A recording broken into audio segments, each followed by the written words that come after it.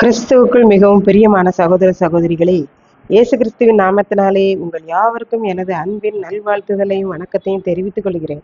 இன்றைய பகலின் குளிர்ச்சியான நாளின் தியான வசனம் லூக்கா எழுதின சுவிசேஷம் 9ஆம் அதிகாரம் 16ஆம் வசனம். அப்பொழுது அவர் அந்த 5 அப்பங்களையும் அந்த 2 மீன்களையும் எடுத்து வானத்தை அண்ணாந்து பார்த்து அவைகளை ஆசீர்வதித்து பிட்டு ஜனங்கள் முன் வைக்கும்படி சீசர்களிடத்தில் கொடுத்தார். வனாந்தரத்தில் இயேசு போதகம் பண்ணி கொண்டிருக்கிறார். மக்கள் கேட்டுக்கொண்டே இருக்கிறார்கள்.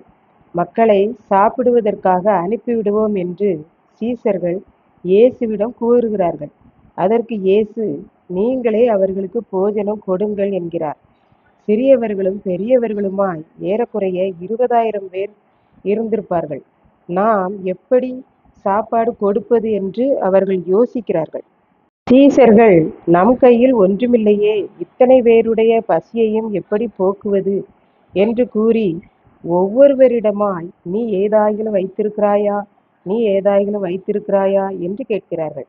ஒரு சிறு பையன் கையில் 5 அப்பத்தையும் 2 மீன்களையும் அவன் அம்மா வனாந்தரத்தில் ஊழியம் முடிந்தவுடன் சாப்பிடும்படியாக கொடுத்திருந்தார்கள். சீசர்கள் அவனிடம் கேட்கும்போது அதை அவர்களிடம் அவன் கொடுத்தான். உடனே சீசர்கள் இயேசுவிடம் சொன்னார்கள், எங்களிடம் 5 அப்பங்களும் 2 மீன்களும் மாத்திரம் உண்டு. இதை கொண்டு இத்தனை பேர் எப்படி சாப்பிடுவது என்றார்கள். இயேசு எல்லாரையும் பந்திக்கு 50 பேராக உட்காரும்படி சொல்லுங்கள் என்றார். அப்படியே அவர்களை உட்கார வைத்தார்கள். இயேசு அந்த 5 அப்பங்களையும் அந்த 2 மீன்களையும் கையில் எடுத்து வானத்தை அண்ணாந்து பார்த்து ஆசீர்வதித்து பிட்டு பரிமாறும்படி சீசர்களிடத்தில் கொடுத்தார். எல்லாரும் திருப்தியாக சாப்பிட்டு மீதியானவற்றை 12 கூடைகள் நிறைய எடுத்தார்கள். பிரியமானவர்களே, உங்களிடம் கொஞ்சம்தான் இருக்கிறதா? தேவைகள் அதிகமாய் இருக்கிறதா? இருக்கிற கொஞ்சத்தையும் ஆண்டவர் கையில் கொடுங்கள். அப்படி நாம் கொடுக்கிற போது அவர் வானத்தை அண்ணாந்து பார்த்து அதை ஆசீர்வதித்து நம்மிடம் தருகிறார். நம்முடைய தேவைகள் எதுவாயிருந்தாலும் அதையெல்லாம் நிறைவேற்றி மீதமும் தருவார். இப்படித்தான் மிகவும் ஏழ்மை நிலையில் உள்ள ஒருவர் தன் வாலிப மகளுக்கு எப்படி திருமணம் வைக்கப் போகிறேன் என்று தெரியவில்லை. கையில் இருப்பதோ கொஞ்சம், இதை வைத்து ஒன்றும் செய்ய முடியாதே என்று விழி பிதுங்கி இருந்தார். காலங்கள் கடந்தது. மகளுக்கு மாப்பிள்ளை வீட்டார் வந்தனர். இவர் உண்மையை அப்படியே கூறிவிட்டார்.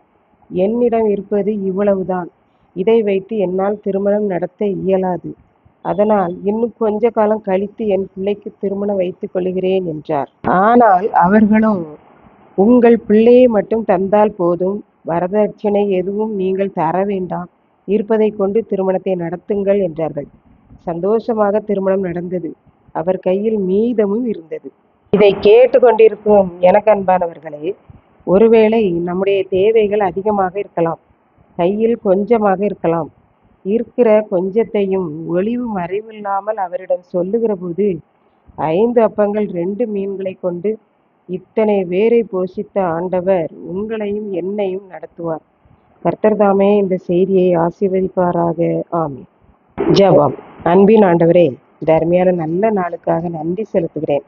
இப்போதும் இதை கேட்டு கொண்டிருக்கிற ஒவ்வொருவரும் கையில் இருப்பதை உம்மை நம்பி கொடுக்கவும் ஆசீர்வாதம் பெறவும் உதவி செய்தரணும். இயேசு கிறிஸ்துவின் நிமித்தம் வேண்டிக் கொள்கிறேன் பிதாவே. ஆமென்.